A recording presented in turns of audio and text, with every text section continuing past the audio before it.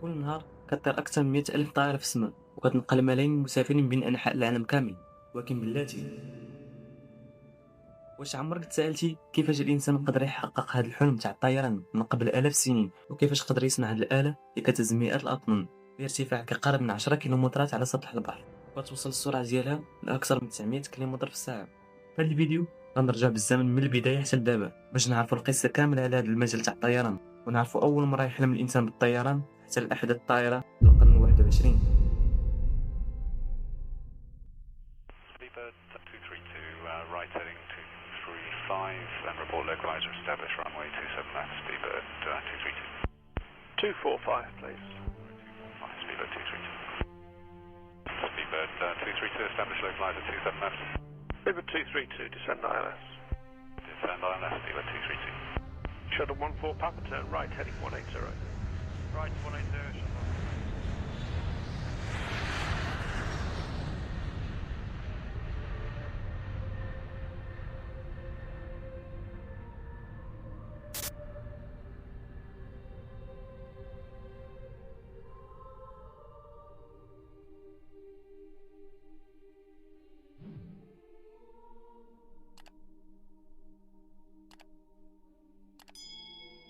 في 2016 تأهل واحد الفريق برازيلي اللي سميتو شابيكوينسي لنهائي كوبا سود امريكانا، وكان غيلعب نهائي ضد اتلتيكو ناسيونال كولومبي. وفي 28 نوفمبر 2016 وبالضبط مع 6 العشية شد الفريق الطريق تاعو في طائرة الخطوط المالية الجوية في رحلة 2933 من سانتا كروز في بوليفيا ماشي لكولومبيا. والطائرة كان فيها 77 راكب بالضبط، ومن بينهم 22 لاعب من فريق شابيكوينسي البرازيلي، و26 شخص من الجهاز الفني والإداري ومسؤولي النادي، و21 شخص إعلامي وصحفي، وخمس أفراد من طاقم الطائرة ومن بينهم ميغيل كيروغا اللي كان محكم الطائرة. المهم فاش بغات تقلع الطائرة تعطلت شويه بسبب واحد اللاعب بغى يخرج واحد الجهاز كيلعب فيه اللي كان بلاصه مستودع الشحن تاع الطائرة اللي كيديروا فيها دابا الباكاج تاع الناس. المهم حتى دابا ما كاين حتى شي مشكل. باش تقلع الطائرة كان مقرر في الاول باش يهبطوا في مطار كوبيخا في واحد المدينه في الحدود مع البرازيل، حيت كانوا في الاول مقررين باش يعمروا الكيروزين في ذاك المطار، ولكن في الطريق عرفوا بلي تعطلوا وما غيلقاوش المطار خدام، حيت كان خدام هذاك المطار غير من الشروق الشمس حتى الغروب. وبسبب هذاك اللاعب اللي عطلهم قرر البيلوت باش يكمل الرحله نيشان لكولومبيا بلا توقف، وخا كان عارف بلي هاد المسافه الاجماليه كحد اقصى باش يطير فيها غادي غير يغامر فيها. فاش بقى مكمل الطريق وبالضبط في توقيت 7 و16 دقيقه كان الطائره بعيده على الوجهه تاعها ب 330 كيلومتر، ومع دازو شي دقائق بدا النظام كيعطي انذارات صوتيه للكيروزين ديال الطائره بدا كيوصل لواحد المستوى خطير. وكان عند ميغيل كيروغا واحد الحل اللي هو يهبط اضطراريا لواحد المطار قريب ليه، ولكن قرر يكمل الطريق باش يتفادى الغرامات الماليه اللي غتفرض عليه الشركه بسبب هذا الهبوط. وفي 37 دقيقه بدا ميغيل كيروغا كيهبط الطائره بشوي بشوي عند مطار خوسيه ماريا في ميديرين، ومع قرب يهبط تواصلوا مع برج المراقبه الجويه وقالوا لي خاصك تستنى في واحد المسار انتظاري كيكون دائري، حيت عطاو الاولويه لواحد الطائره تابعه للخطوط الكولومبيه. وهادشي بسبب اللي بلغوهم من الاولين وقالوا لهم بلي عندنا مشكل تاع التسريب وخلاهم يهبطوا من الاولين. اما الطائره تاع الفريق البرازيلي بقات كدور في المسار الدائري وكيتسناو هذيك الطائره اللي فيها التسريب تهبط لمده 15 دقيقه، وكان الكيروزين كيخوى بشوي بشوي. ولكن بلاتي غتقول لي علاش ما بلغوش هما الاولين بلي عندهم مشكل باش يخلوهم يهبطوا ولا يديروا لهم شي حل؟ ولكن اللي ما عارفينش بلي هذاك الوقت كله ما تواصلش مع برج المراقبه باش ما تسجل عليهم حتى شي مخالفه ضدهم. وفي 57 دقيقه طفى المحرك الاول والثاني وحبست المولدات، وهادشي خلى الكهرباء تحبس في الطائره كامله. هو يقول الطيار رساله الاخيره لبرج المراقبه: لا يوجد وقود، عطب كهربي كامل، اعطونا توجيهات للهبوط. وفي 750 دقيقه صافي مثلات كتبان الطائره في شاشه الرادار، وكان طاحت في واحد الجبل اللي سميتو سيرو غورودو، ومع الوقت سماو هذاك الجبل باسم الفريق اللي هو شابيكوينسي. وبسبب ما كان حتى شي قطر تاع الكيروزين فاش طاح الطياره ما شعلات حتى شي نار، وهادشي خلى 6 اشخاص عايشين من اصل 77 شخص. دابا رجعوا معايا قبل ما يكون شي حاجه سميتها الطائرات. اول حاجه كنصاوب بين القارت من اصعب الحوايج اللي تقدر دير في ديك الفتره، ولكن بلاتي بحال اصعب الحوايج كاين اللي ما غاديش يتفقوا معايا، ولكن بلاتي نشرح لكم الوسيله الوحيده اللي كانت في ديك الفتره باش تعبر من بين قاره لقاره وباش تعبر المحيطات حتى هما اللي هما السفن. والطريقه تاع السفر بالسفن كان كيخلي الرحله تكون طويله بزاف. في القرن 18 و 19 باش تمشي من المغرب لامريكا بالسفن الشراعيه غادي تستغرق من 400 حتى 60 يوم، وهادشي الا كان البحر ما فيه لا عواصف لا ريح لا والو. ولا بغيتي تمشي من المغرب لاستراليا بالسفن الشراعيه نضرب شحال من يوم خاصك باش توصل؟ 30 يوم لا 60 يوم حتى الا ايوا تقول لي باينه غتكون شي 70 حتى 80 يوم. باش تمشي من المغرب حتى لاستراليا بالسفن الشراعيه غادي تستغرق من 4 شهور حتى 5 شهور. وباش نقربكم من المده بحال هكا الطائرات اللي ولاو عندنا دابا كانت غدير 128 رحله للمغرب لاستراليا لمده 5 اشهر، ودابا عرفتوا الفرق الكبير ولا لا؟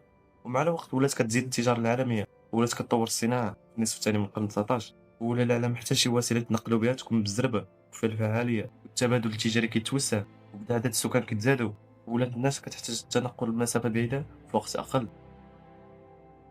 في سنة 1900 كان أكثر من 90% من السفر البعيد مازال كيعتمد على السفن والقطارات، ولكن هاد الوسائل مبقاتش قادرة تواكب مع هاد السرعة اللي ولا كيطلبها العالم. وهادشي علاش بدات فكرة الطيران تحولت من مجرد بنادم كيحلم بهاد القدرة لصناعة حقيقية، وكان الهدف منها في الأول يختصر الأسابيع والشهور في السفر لساعات قليلة. ومن هنا غادي يبدا من أعظم الاختراعات في التاريخ.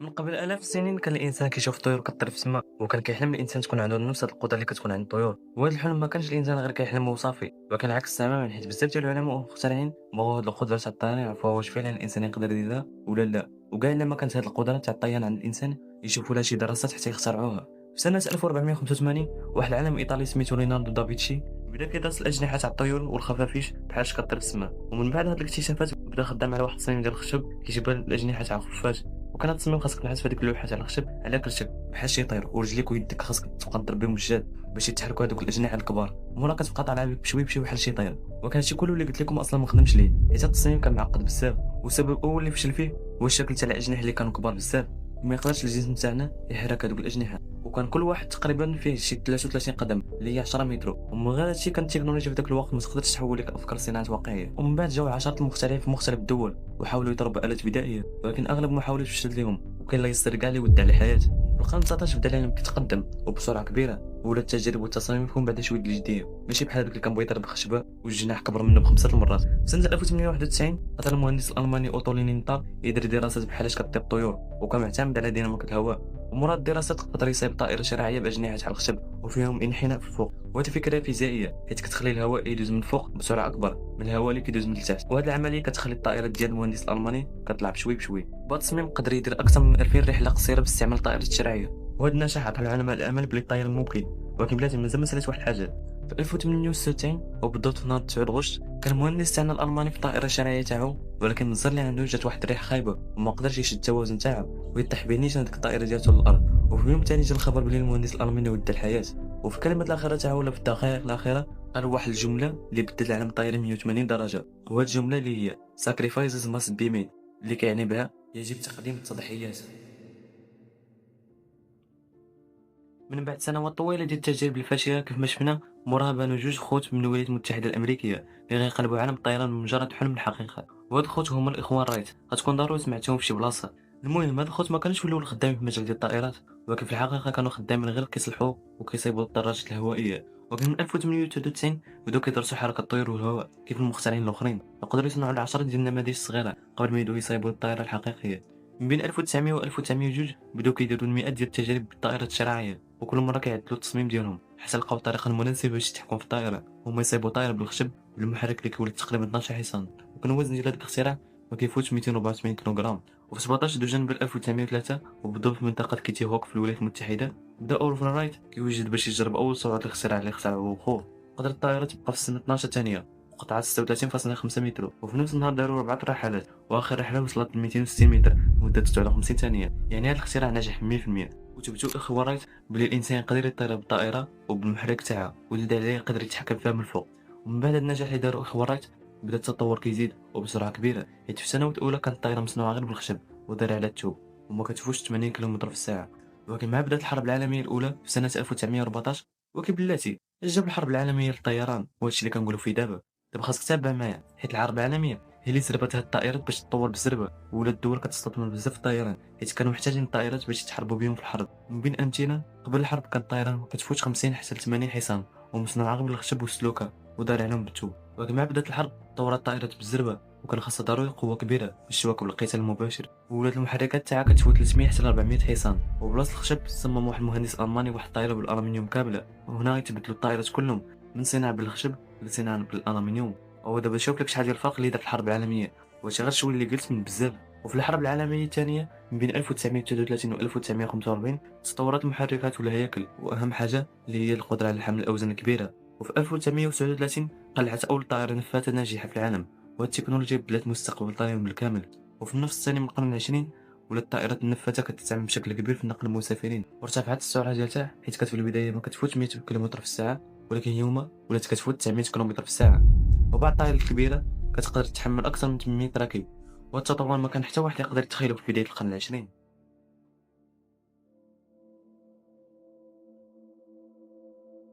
دابا إلا سولتك وقلت لك شحال تقريبا كيفوتوا العمال والمهندسين باش يصايبوا طيارة عادية، في الغالب تقول لي شي 3 شهور حتى 6 شهور وتكون واجدة كاع، ولكن في الحقيقة عندك الجواب خطأ، والمقارنة مع الجواب الصحيح كاين فرق كبير.